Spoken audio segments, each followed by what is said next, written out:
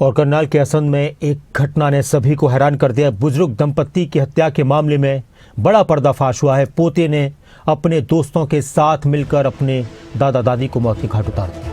रविंद्र, गुलशन और प्रमोद ने मौत के घाट उतारा। दादा दादी ने पोते का 15 लाख का लोन भी उतारा था, पैसे मांगने से परेशान होकर।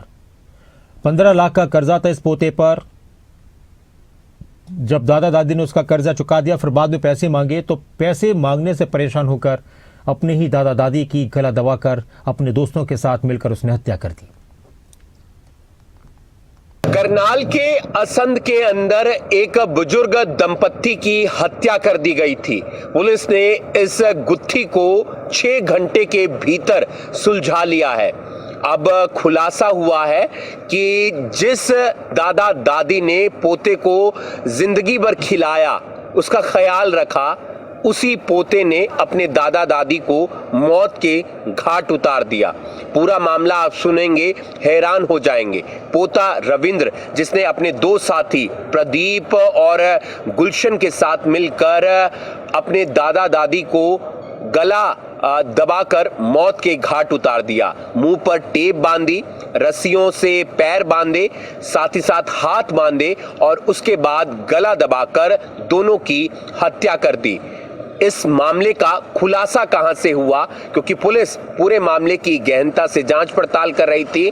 जब पोता रविंद्र दादी का मुंह दबा रहा था, उस दौरान दादी की तरफ से उंगली पर बाइट कर ली गई थी और पुलिस पूरे मामले की इन्वेस्टिगेशन कर रही थी। पुलिस ने देखा कि रविंद्र के हाथ पर चोट है।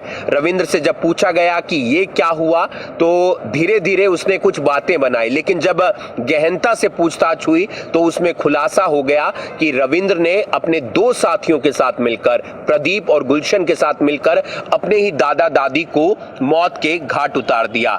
वजह जो सामने निकल कर आई है वो ये है कि रविंद्र का जो घर है वो दादा दादी के घर के बिल्कुल साथ था।